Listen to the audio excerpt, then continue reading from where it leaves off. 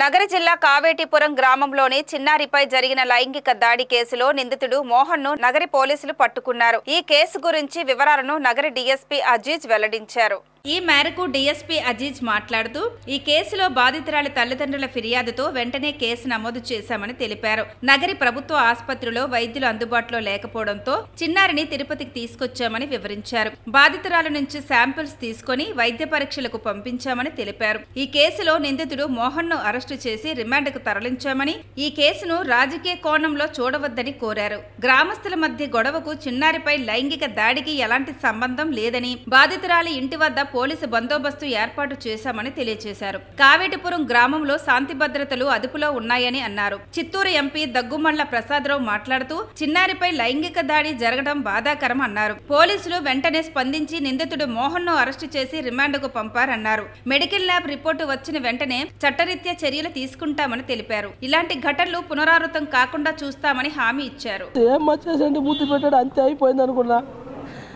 మొత్తం ఏం చేశాడు, నా వైపు ఫోన్ చేసి చెప్తేనే పోయి అడిగితే సరే ఆటోతో పోయి అడిగిన ఏం చేసినాడు, నాతో ఏం చెప్పలేదు కదా, ఏం చేసినాడంటే కింద కూర్చొని మొత్తం చెప్తా ఉంది. అది మొత్తమే అది ముందు ఎందుకు చెప్పలేదంటే పేరు చెప్పలేదు కదా, వాడి పేరు చెప్పలేదు కదా. నేను ఎవరైనా ముద్దు ఇచ్చినారమ్మా అన్న, ఒక ఆన ముద్దు ఇచ్చినాడు అని అంతే. పేరు చెప్తే వాడి గురించి మొత్తం చెప్తా ఉంది. పేరు చెప్పకపోతే వాడి గురించి చెప్పలేదు. ఎవరు ఏం చెప్పాడు తెలిస్తే కదా చెప్పలేదు. లేదమ్మా బాధపడుతుందమ్మా. యాక్చువల్గా అందుకే వెంటనే అరెస్ట్ కూడా చేయించాను. విషయం తెలిసింది నాకు. విషయం తెలిసిన తర్వాత నేను ఎస్పీ గారితో నేను మొన్న సాయంత్రం మాట్లాడానమ్మా. నాకు ఎస్పీ గారితో అరెస్ట్ చేస్తున్నామమ్మా, అరెస్ట్ చూపించాము అని చెప్పేసి కూడా చెప్పారు నాతో. కంపల్సరీగా గవర్నమెంట్ నుంచి కూడా నీకు సపోర్ట్ ఉంటుందమ్మా. గవర్నమెంట్ నుంచి కంపల్సరీ సపోర్ట్ చేస్తాం.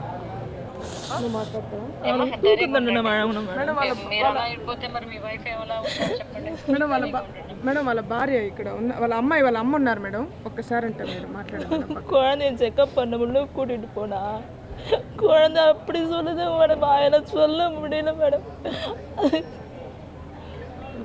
మేడం అదే చెకప్ తీసుకుపోయినా కూడా అమ్మ బిడ్డ చెప్తుంది మేడం, ఇట్లానే అని చెప్తున్నా మేడం. అమ్మాయి అతను ఏం చేశాడని చెప్తున్నా. Okay madam. మేడం డిఎస్పీ గారు ఎస్పీ గారు బాగానే స్పందించారు మేడం. ఇన్సిడెంట్ జరిగింది, దాన్ని లేట్గా రిపోర్ట్ చేసినా నిన్న హాస్పిటల్లో అడ్మిట్ చేయడం జరిగింది పాపని.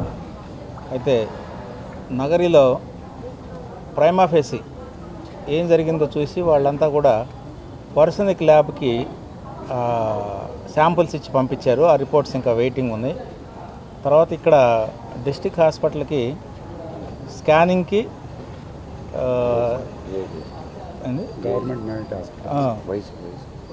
ఏజ్ కన్ఫర్మేషన్కి, తర్వాత స్కానింగ్ కోసం గవర్నమెంట్ మెటర్నిటీ హాస్పిటల్కి రిఫర్ చేశారు. ఈ రెండు అయిపోయినాయి ఇక్కడ. తర్వాత ఆ రిపోర్ట్స్ కోసం వెయిట్ చేస్తున్నాం. వీళ్ళు చేసిన ప్రకారం స్కానింగ్ ప్రకారం నథింగ్ ఇంపార్టెంట్ అనేది కనపడుతుంది. బట్ అక్కడ వచ్చిన శాంపుల్స్ మీద ఆధారపడి ఉంటుంది ఏం జరిగింది అనేది. ఈలోపు పోలీసు కేసు రిజిస్టర్ చేయడం జరిగింది. మోహన్ అనే ముద్దాయిని ఆల్రెడీ రిమాండ్కి పంపించడం కూడా జరిగిపోయింది. సో ఆ రిపోర్ట్స్ వచ్చిన తర్వాత తీసుకోవాల్సిన అన్ని జాగ్రత్తలు తీసుకుంటాం. తర్వాత వాళ్ళ అమ్మాయి వాళ్ళ పేరెంట్స్ కూడా ఇన్సెక్యూర్ ఫీల్ అవుతున్నారు అక్కడ. వాళ్ళకు కూడా ఎస్పీ గారితోనూ డిఎస్పీ గారితో మాట్లాడి వాళ్ళ ఫ్యామిలీకి ధైర్యం చెప్పి ప్రొటెక్షన్ ఇవ్వమని చెప్తాం. విలేజ్ మొత్తానికి కూడా ఎవరైతే వీళ్ళని దడిపించి విత్డ్రా చేయమంటున్నారు కేసు, వాళ్ళందరూ కూడా పోలీసుల ద్వారా చెప్పిస్తాం, వార్నింగ్ ఇప్పిస్తాం. వీళ్ళకి మాత్రం పూర్తిగా సెక్యూరిటీ కల్పిస్తాం. అయితే ఆ రిపోర్ట్స్ వస్తే కానీ మనకి ఏం జరిగిందనే విషయం తెలియదు. ఆ రిపోర్ట్ వచ్చిన తర్వాత వీళ్ళకి చేయాల్సిన న్యాయం జరుగుతుంది. ఈలోపు అతను అరెస్ట్ చేశారు కాబట్టి ప్రస్తుతానికైతే అతను రిమాండ్ కూడా పంపడం జరిగింది. అందరికీ నమస్కారం అండి. కేసు వాళ్ళు ఎప్పుడైతే వచ్చి నైట్ 1:30కి రిపోర్ట్ చేశారో మేము ఇమీడియట్గా దాన్ని రిజిస్టర్ చేశామండి కేసుని. ఆ ముద్దాయి ఎవరైతే ఉన్నారో అతన్ని ఇమీడియట్గా మా కస్టడీలోకి తీసుకున్నాము. సో ఆపోజిట్ అంటే విక్టిమ్ ఎవరైతే ఉన్నారో మన మీడియా సోదరులు అడిగారు అతనిపైన దాడి చేస్తున్నారని చెప్పి. వాళ్ళ ఇంటి దగ్గర మేము 4 కానిస్టేబుల్స్ని పెట్టి పికెటింగ్ అరేంజ్ చేశాం. సో ఇంతవరకు అయితే ఎటువంటి దాడి జరగలేదు. మనము ఎవరెవరో చెప్పిన మాటలు నమ్మడం కంటే అక్కడ జరిగింది మనం వాస్తవం ఏంటి అని మనం తెలుసుకుంటే మంచిది. అక్కడ ఎటువంటి దాడి జరగలేదు, జరగబోయేది, కానీ మేము ఆపాం. ఎలా ఆపామంటే 4 కానిస్టేబుల్స్ని కాన్స్టెంట్గా పికెటింగ్ పెట్టాం. సో ఆ 4 కానిస్టేబుల్స్తో ఇప్పుడు మేము అక్కడ ఏ ఇష్యూ లేకుండా దాన్ని నీట్గా హ్యాండిల్ చేస్తున్నాం.